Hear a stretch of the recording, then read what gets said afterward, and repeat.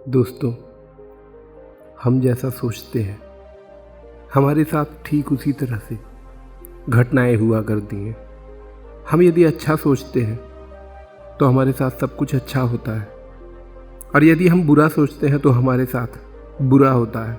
ये बातें प्राचीन समय से हमारे महान ऋषि मुनि कहते चले आ रहे हैं, और इसके पीछे बहुत सारे लोगों का दृढ़ विश्वास भी है, क्योंकि इसी सोच के बल पर कई सारे लोग दुनिया के कई सारे फील्ड में सफल हुए हैं, जो कि उनकी सोच के, उनकी पहुंच के काफ़ी परे थी।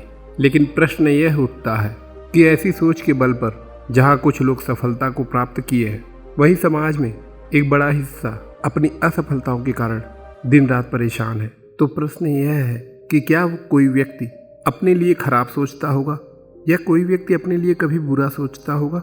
और नहीं तो जब दूसरे व्यक्ति ने सफलता प्राप्त की इसी सोच के बल पर, तो इस व्यक्ति को ऐसा सफलता क्यों नहीं मिला जिसको उसने सोच रखा था? इन सब के बीच में ऐसी क्या गलती हो गई जो उसे सफलता से काफ़ी दूर लेकर जाती है, वहीं पर दूसरे व्यक्ति को सफलता के काफ़ी नज़दीक लाकर खड़ा करती है? इस बात को मैं एक उपदेश के माध्यम से समझाने और बताने की कोशिश कर रहा हूँ कि आखिर वो कौन सी गलती है जिसकी वजह से एक अच्छी और दृढ़ संकल्प होने के बावजूद, सकारात्मक सोच होने के बावजूद समाज के ज़्यादातर लोग सफलता को नहीं प्राप्त कर पाते हैं। एक बार एक गांव में एक महान सन्यासी आए हुए थे। वे लोगों के बीच प्रवचन दिया करते थे। लोग दूर दूर से उनके वचनों को सुनने के लिए आते थे और अपनी समस्याओं का समाधान लेकर खुद की समस्याओं को दूर करते थे। सन्यासी एक दिन प्रवचन करते समय अपने प्रवचन में कहने लगे कि हमें अपने बारे में कभी भी नकारात्मक सोच नहीं रखनी चाहिए। हमें हमेशा सकारात्मक सोच रखते हुए आगे बढ़ना चाहिए, और यदि हम ऐसी सोच रखते हैं तो वो सब कुछ हम हासिल कर सकते हैं जो हमारी सोच में चलता रहता है। क्योंकि यह सोच जो बार बार हम सच्चे मन से सोचते हैं, उसे पाने की इच्छा रखते हैं, वह हमारे अवचेतन मन में चली जाती है, जिसके बाद अवचेतन मन के द्वारा इस ब्रह्मांड को उसे पूरा करने के लिए एक दिशा निर्देश हमारे मस्तिष्क से जाया करती है। और ऐसी बार बार सोच रखने पर पूरा ब्रह्मांड उसे पूरा करने के लिए हमारी मदद किया करती है। सन्यासी की बातों को सुन रहे कई सारे लोगों में एक युवक अपनी दैनिक जीवन की समस्याओं से बहुत परेशान था। वह भी उनकी बातों को सुन रहा था, और प्रवचन खत्म होने के बाद सभी लोगों की तरह वह भी घर की तरफ चला गया। रात्रि के समय जब वो सोने जा रहा था तो उसके मन में प्रवचन की कुछ बातें चल रही थी।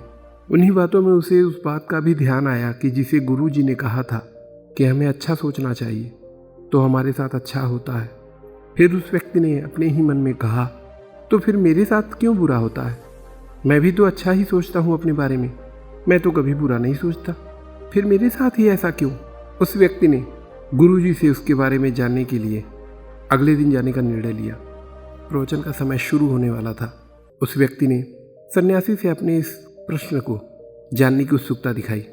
उसने सन्यासी से पूछा, हे महात्मन, आपने कल के प्रवचन में कहा था कि हम जैसा सोचते हैं हमारे साथ वैसा ही होता है, हमें हमेशा अच्छी सोच रखनी चाहिए, अपने बारे में अच्छा अच्छा सोचना चाहिए। तो फिर मैंने आज तक अपने बारे में बुरा नहीं सोचा, तो फिर ऐसा क्यों होता है कि मेरे साथ बुरा ही होता है? मैं जो कुछ भी चाहता हूँ उसका ठीक उल्टा ही होता है। उस व्यक्ति की परेशानी उसकी ललाट से झलक रही थी।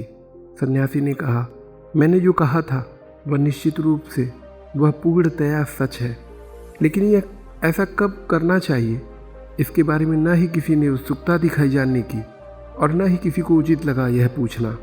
सन्यासी ने आगे कहते हुए कहा कि दिन में एक बार एक ऐसा समय होता है, यदि उस समय पर तुम अपने बारे में सोचते हो तो उस समय पर सोची हुई हर बात को ब्रह्मांड की शक्तियाँ पूरी करने में मदद करती हैं। और यह समय 3:30 बजे से 5:30 बजे तक का है। इस समय को ब्रह्म मुहूर्त का भी समय कहते हैं। इस समय को अमृत बेला भी कहते हैं। इस समय पर किया हुआ कार्य 100% पूर्ण होता है। इस समय पर हम जो कुछ भी सोचते हैं वह हमारी अवचेतन मन में चली जाती है, जिसे कि पूरा करने के लिए ब्रह्मांड की सारी शक्तियाँ एक होकर हमारी मदद करती हैं। इस समय पर हमें सोकर उठ जाना चाहिए। इस समय पर आंख बंद कर भगवान को धन्यवाद देना चाहिए। इस समय पर अपने लिए अच्छा अच्छा सोचना चाहिए। इस समय पर ऐसी सोच रखनी चाहिए कि हम पूर्ण रूप से स्वस्थ हैं। हमारे अंदर एक अलग सी शक्ति है। हम किसी भी कार्य को एक अलग शक्ति से कर रहे हैं। हम जिस भी कार्य को करने के लिए हम उसे पूरा करते हैं। यदि हम विद्यार्थी हैं तो इस समय पर पढ़ा हुआ सब कुछ सीधे हमारी स्मरण शक्ति में चली जाती है, जिससे कि हमें कुछ भी भूलता नहीं। हमारा ध्यान हमारे कार्यों पर लगा रहता है। व्यर्थ में हम अपने कार्यों से विचलित नहीं होते।